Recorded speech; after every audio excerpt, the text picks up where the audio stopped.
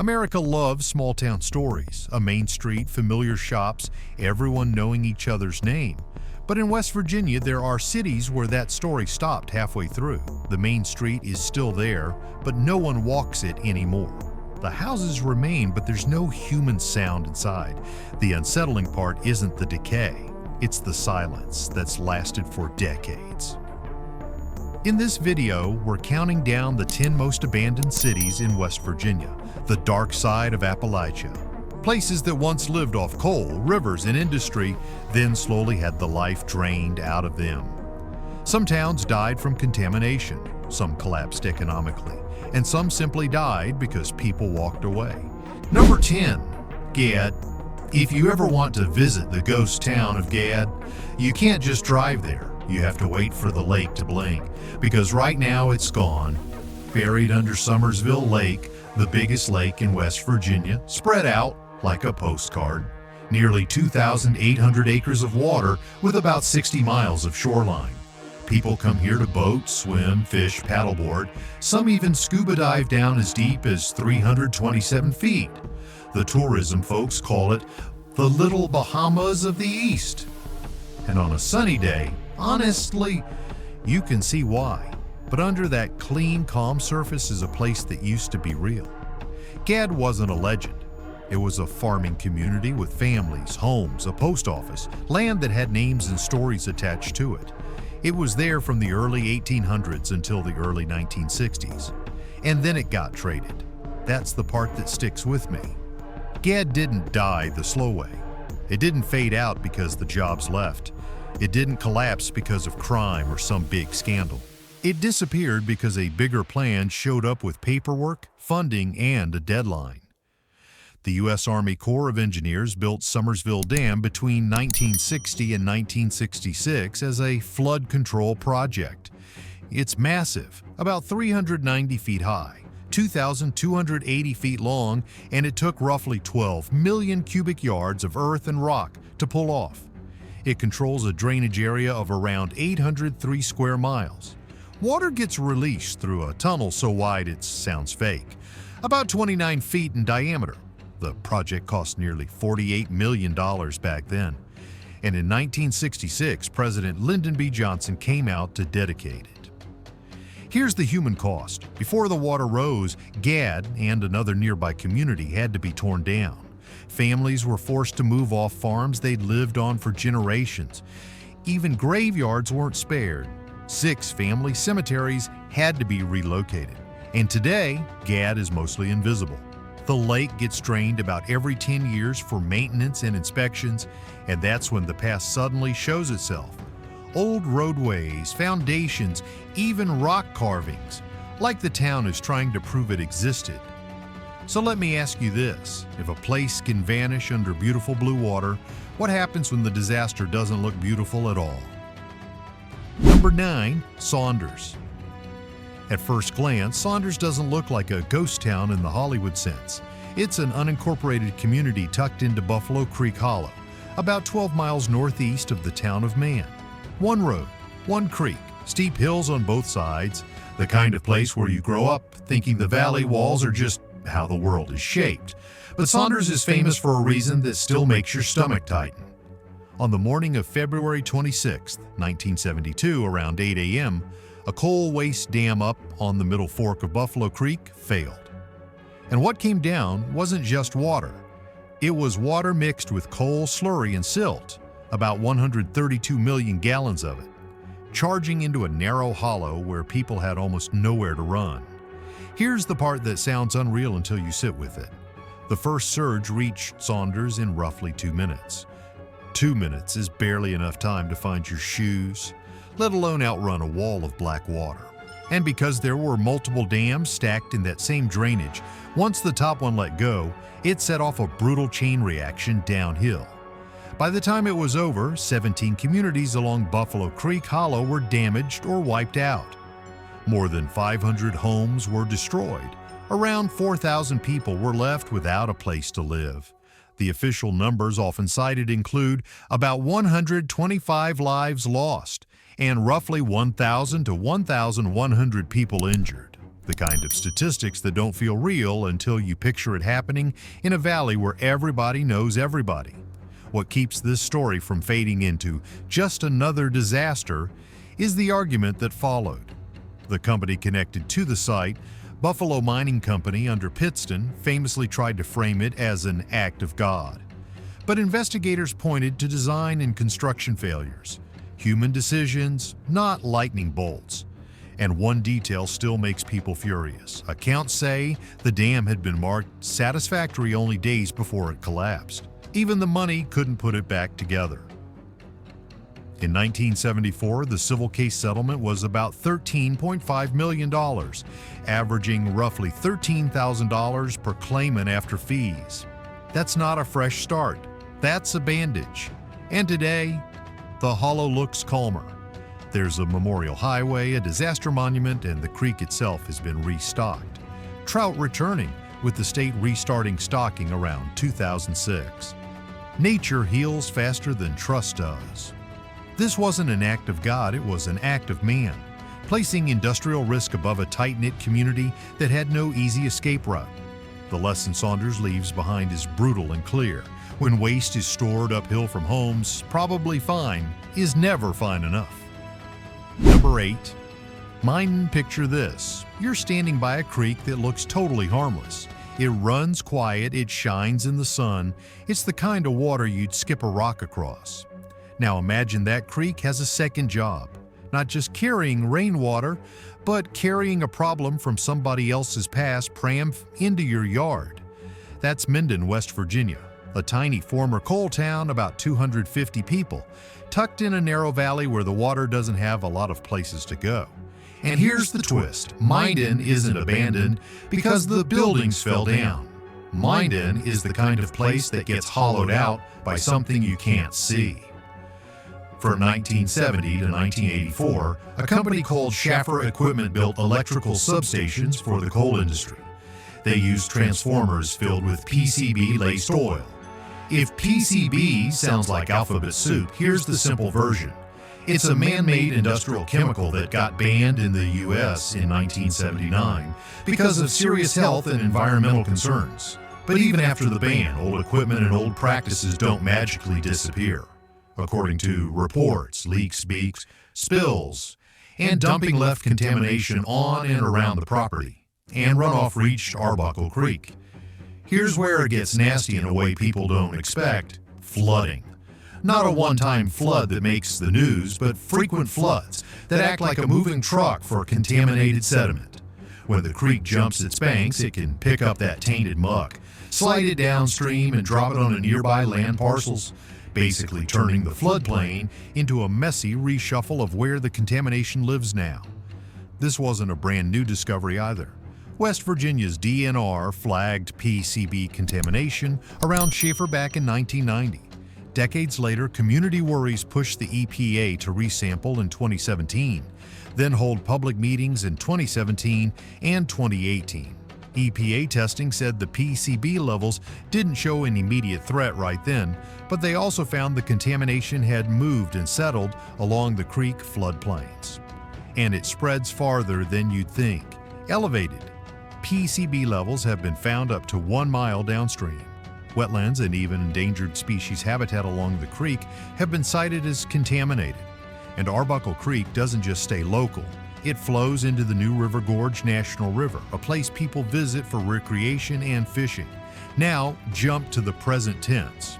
In 2019, the site was placed on the Superfund National Priorities list. In July 2024, EPA signed a record of decision for the former Schaffer property, removing the cap, excavating PCB-contaminated soil above standards, disposing of the waste properly, then backfilling with clean material. In 2025, West Virginia announced a $2 million match to help get long-awaited cleanup moving. And still, dozens of families live there trying to make normal life work next to a creek that carries history. My personal view, Minden is a ghost town that doesn't need broken windows to feel unsettling. Because when contamination can migrate with every hard rain, the real damage isn't only what's in the soil. It's what it does to trust, to property, to the decision of whether you stay. or quietly leave. Number 7, Thurmond. In Thurmond, West Virginia, Main Street isn't a street. It's the railroad tracks. You can stand on the platform by that faded yellow depot with Thurmond on the sign, and the whole town feels like a movie set that forgot to call the actors back. Then, out of nowhere, a train still rips through the gorge like Thurmond is invisible. That's the wild part. The place looks abandoned, but America still passes straight through it. Today, the population is basically single digits. The 2020 count lists just 5 people, and most of what you're looking at is protected now because the National Park Service owns and preserves much of Thurmond as part of New River Gorge. But rewind a century, and this was not a quiet place. Thurmond incorporated in 1903, and in the first 2 decades of the 1900s, it turned into a full-blown boomtown. Coal from the surrounding mines poured into town, and at one point, the Thurmond area was said to account for almost 20% of the Chesapeake and Ohio Railway's total revenue. Think about that, a tiny river town boxed in by cliffs, helping drive nearly 1/5 of a major railroad system. Back then, 15 passenger trains a day came through. The depot served tens of thousands of riders a year, commonly cited around 75,000. Sometimes as high as 95,000. Hotels and boarding houses overflowed. The banks were so loaded with coal money they were described as the richest in the state. And then there was the temptation across the river. In 1901, the Dunglen Hotel went up on the New River, 4.5 stories tall, 100 rooms, built like a resort for coal barons and anyone chasing a good time. Thurmond was dry, but alcohol flowed freely over there. The Dunglen got nicknamed Little Monte Carlo. People said the bar basically never closed until Prohibition. Gambling was everything from roulette to poker, and the lore got ridiculous. A poker game that supposedly ran for 14 straight years, with stories of as much as $50,000 sitting on the table and $5,000 changing hands in a single game. It also tells you who this town was for. In 1911, a room at the Dunglen was $2.50 and up. A pick miner averaged about 44 cents a ton, around $618 a year. A miner would have to tear out almost 6 long tons of coal just to afford the cheapest room. Thurmond wasn't just a town, it was a machine that moved coal and separated winners from workers. Then the lights started going out. Local history points to 1917 as an early crack, when roads began offering new ways to move people and goods. And in July 1930, the Dunglen burned. Newspapers blamed wiring and pegged the loss around $100,000. But arson suspicions swirled for years, and a prime suspect was eventually acquitted. After that, the bigger shift hit. Diesel locomotives and declining local coal meant trains didn't need Thurmond the way they used to. Businesses closed, residents moved on. What's left is the eerie version of survival, a town that didn't explode, it just got outpaced. Thurmond is Appalachia's dark side in slow motion. Not one disaster, not one villain. Just a place that built its whole identity around a single pipeline of money, coal to rail. And when the pipeline changed, the town became scenery. And if a town can vanish while the trains still run, what happens to the next place when even the tracks go quiet? Number 6, Nuttallburg. If you want a ghost town that doesn't feel like a pile of old boards, Nuttallburg is your spot. Because this place didn't just get abandoned, it got unplugged. And the machinery is still sitting right there like it's waiting for someone to hit on. The first thing that grabs you is the conveyor and tipple. It clings to the mountainside and curves down toward the tracks like a rusty roller coaster. And it's not just scenic ruins. This thing was built to move coal fast, hard, and non-stop. You can walk the tipple trail and literally watch the whole industrial idea laid out in front of you. Mountain up top, railroad down below, and the town squeezed in between. Here's how it started. In 1870, a man named John Nuttall bought a huge chunk of land along the New River near Short Creek. Then in 1873, when the C&O Railroad finally cut through the gorge, the timing was perfect. The tracks arrived, the mine opened, and a company town grew up around it.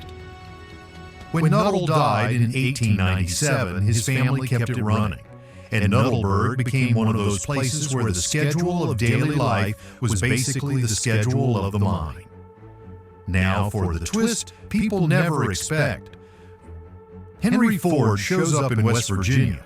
Depending on the source, Ford either bought the mine in 1919 or leased it through the 1920s. But the point is the same. The guy who built an empire on assembly lines wanted control of the fuel supply too, and in 1923, Nuttallburg got a massive upgrade. A mechanized incline tipple system so big it's been described as the largest of its kind. Ford wasn't just buying coal, he was trying to own the whole chain from ground to factory. Then the dream thinned out. After Ford ownership changed hands, the market shifted, production narrowed to local needs, and by 1958 the operation shut down. Today, Nuttallburg feels like a town that's still being swallowed in slow motion. You'll see empty foundations where houses used to be. You'll see a long line of coke ovens, 160 of them, so historic that the Park Service has been working to stabilize them for safety and preservation. And the creepiest detail? The railroad is still active, trains still right past the ruins. Like the town is a ghost and the tracks don't even notice. Getting there even feels like a warning. The access road is narrow, steep, and twisty. Once you park, it's basic. There's a vault toilet, but no drinking water, no conveniences, just history and silence. Nuttallburg is what happens when a town is built like a machine. It can look unbeatable while the belt is moving. But once the belt stops, nobody stays to admire the craftsmanship. They just leave it behind, and the forest starts taking it back. Number 5. Kaymoor. If you want to understand Appalachia in one single walk, go to Kaymoor, Ashbal, ammunition, and start counting. Not miles, not minutes, steps. Because the Kaymoor Miners Trail drops you down $800, 21 wooden steps toward the river like you're walking into a time capsule. Going down feels easy, almost fun. Then you realize the real story is what the steps represent. Thousands of people spent their lives moving up and down this gorge, not for a scenic view, but for a paycheck and a chance to come back home breathing. Kaymoor wasn't one thing, it was a whole coal operation built to feed iron. The Lowmore Iron Company started buying land here in 1873, and by 1899 they had opened a mine in West Virginia to supply their furnaces. Coal wasn't just fuel, it was the backbone of everything. Now here's the part most people miss. Kaymoor 2. According to the National Park Service, Kaymoor 2 was established in 1903 down near Fayette Station Road, with worker housing up on the rim closer to Fayetteville. But unlike the bigger, more productive operation nearby, Kaymoor 2 was basically the second-string mine. It didn't modernize the same way. It ran as a pick mine, and it relied on furnace ventilation, literally using heat and airflow in a way that was already being called old-fashioned by the 1920s. And because it wasn't bringing in the money, it got cut off like a bad investment. The store and the housing closed in 1923, and the mine itself shut down in 1926. Imagine that, a whole town built around work, and within a generation it's basically done. Here's a scale check that makes it hit harder. Kaymoor 1, its bigger neighbor, ran for 62 years and produced about 16,900,000 tons of coal.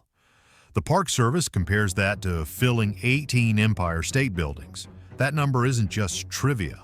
It's a reminder of how huge this machine was, and how quickly a piece of it could be tossed aside. Now for the twist that makes Kaymoor feel like a dark joke. When the New River Gorge Bridge was being built, the Kaymoor 2 mine wasn't just left behind.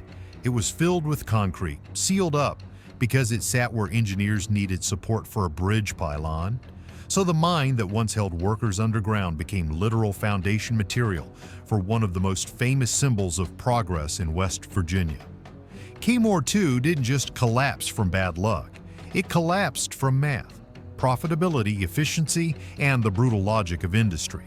And the final insult is that modern America didn't even leave it as a ruin. It poured concrete into it and moved on.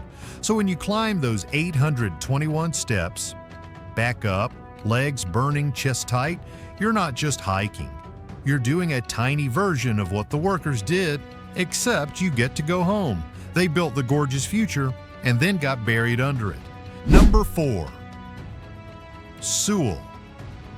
If you've ever driven through the New River Gorge and felt like the forest is hiding something, Sewell is exactly what it's hiding. Because this isn't a ghost town where you see one creepy house and call it a day. Sewell is more like a dead machine you can still recognize. The signature here is a long row of beehive coke ovens, those rounded stone domes that look like a line of mouths along the rail line, moss on the brick, leaves packed into the openings, and the weird part is your brain can still picture the heat. You can almost smell what it used to be. Before it was Sewell, this spot was known as Bowyer's Ferry, going all the way back to the late 1700s when the river crossing mattered more than any street address, and later the railroad arrived, a depot popped up, and the name shifted. Then the coal era hit, and Sewell stopped being a crossing and started being a furnace. Around 1873 to 1874, the coking business took off. In 1874, they built about 50 beehive ovens. And then it kept growing until the place had nearly 200 ovens. That number matters because it tells you what Sewell really was. Not a town, but a production line. Coke is basically coal that's been cooked until the gases and impurities burn off, leaving a hotter, cleaner carbon fuel for iron and steel. And those beehive ovens weren't polite. A batch could run for days, dumping smoke and heat into the hollow like a permanent weather system. Here's the twist that makes Sewell feel different from a lot of coal camps. Sewell outlived its own mind. When local coal was worked out, it didn't die right away. Instead, coal from the clifftop area got hauled down on the Mans Creek Railroad past the area that's now Babcock State Park, and Sewell kept going as the kitchen. It survived by cooking someone else's coal. But when the ovens went cold, the life went with them. Those ovens kept burning until 1956. After that, the town faded fast. The last official resident didn't leave until 1973, like the final light switch clicking off years after the music stopped. Today, what's left is mostly foundations, scattered industrial remnants, and that unforgettable oven line tucked into the woods out across the river near the Kaymoor area. And the present-day irony is almost cruel. Rafting trips float through the gorge and sometimes stop nearby, people eating lunch and laughing while the ovens sit there like a sealed-off memory. Even access can feel unsettled. Roads around Cunard have been closed at times for safety concerns, like the place itself still doesn't want crowds. Sewell is the dark side of Appalachia in one sentence. It's what happens when a community gets plugged into one single industrial purpose.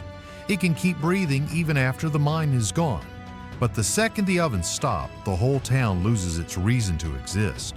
And once you see those stone domes, you can't unsee the question. How many other towns were really just machines waiting to shut down? Number 3. Widen, West Virginia looks like the kind of place that was built to keep you. And that's exactly what it was. Back in 1911, Elk River Coal and Lumber Company carved a town out of the rugged hills of eastern Clay County. And they didn't just build a mine, they built a whole little world. Because out here, if you want workers to stay, you have to make the town feel like home.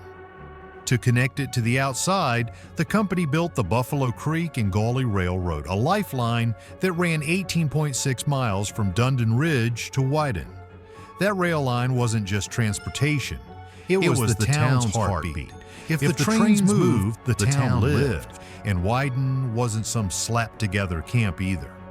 Under the leadership of J.G. Bradley, a man who came into Clay County in 1904 and later controlled more than 80,000 acres, Widen became a showcase of what people call welfare capitalism.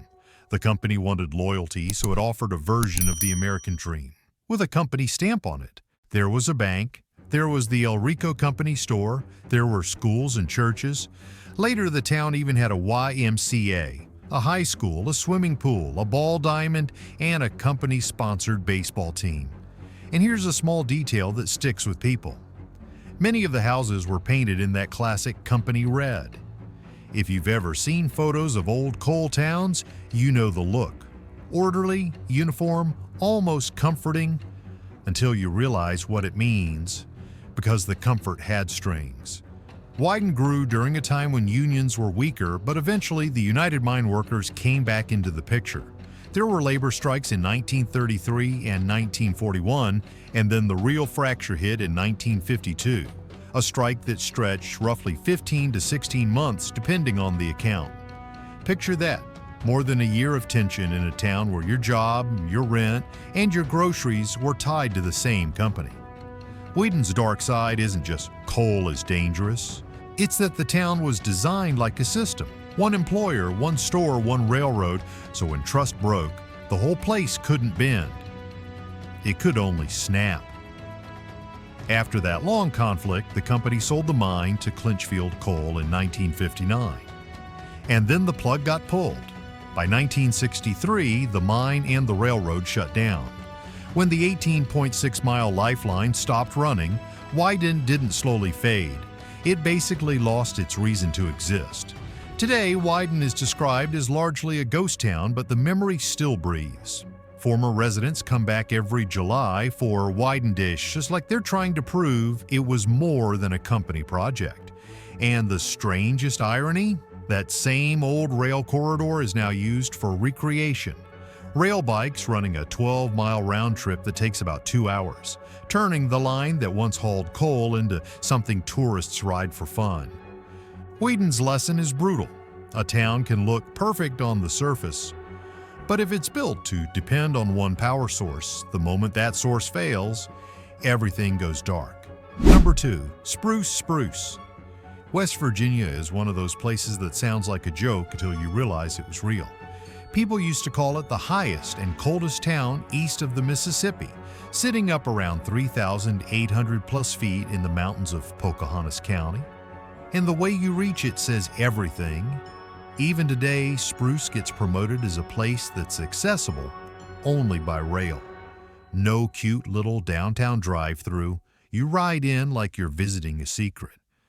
But when you get there, the town is mostly gone. Not burned down, not bulldozed into a parking lot, just removed. Like somebody packed up an entire community and forgot to take the concrete.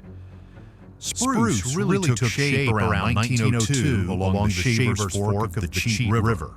Then in 1904, the West Virginia Pulp and Paper Company built a pulp mill operation here. This wasn't a random camp, it was a supply engine. The Spruce complex was built around 1904 to 1905 to feed pulpwood into the company's bigger paper operations in Covington, Virginia and West Piedmont, today's Luke, Maryland.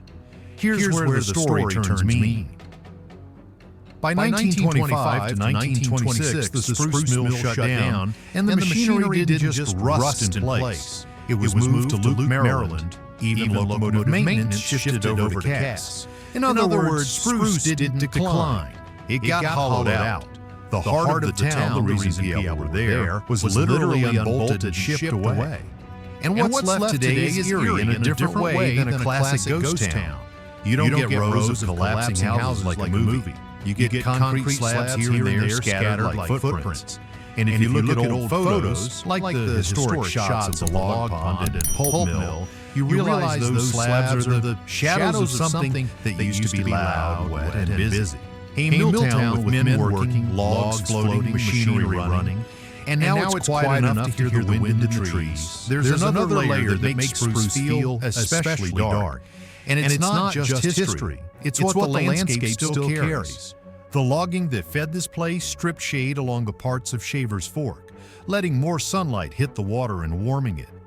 In recent years, West Virginia DNR has worked on tree planting here to bring back a canopy, using fast-growing hybrid poplar alongside red spruce so the creek can get its shade back over the time. That detail hits me because it's like the river is still paying the bill for a town that vanished a century ago. Spruce is the Appalachian version of You Were Never the Customer, You were the supply line. The moment the supply line moved, the town didn't get a second chance. It didn't even get a slow goodbye. It got disassembled. And when a place that cold can leave a creek needing shade, you start to wonder how many towns disappeared like this. And we only notice when the ground still remembers. Flush, number 1, Volcano. And I'm warning you right now, this place sounds made up. Like a theme park name somebody slapped on a map. But Volcano was real.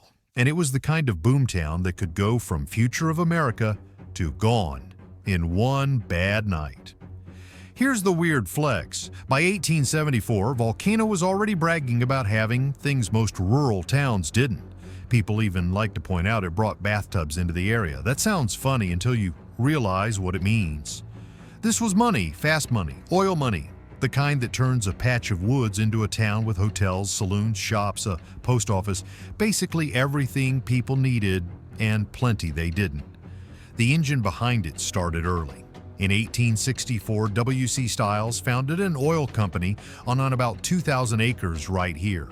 Then the town itself was laid out around 1870, and it didn't grow politely. Estimates bounce around, but the story everyone agrees on is that it hit a population of several thousand.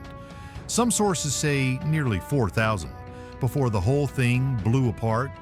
And Volcano wasn't just rich, it was a laboratory. This area is credited with using the endless cable pumping system, which is basically a mechanical group text for oil wells, one system pumping a bunch of wells at once. Later on, a cable arrangement here was pumping about 50 wells by the end of the 1800s, then around 40, and by the 1950s it was down to 25. Some of those wells kept producing for more than 75 years. That's not a town, that's a machine that refused to die. To move oil, they built infrastructure like they were racing the clock. The Laurel Fork and Sand Hill Railroad went up from 1866 to 1869 and cost about $160,000. Serious money for that era.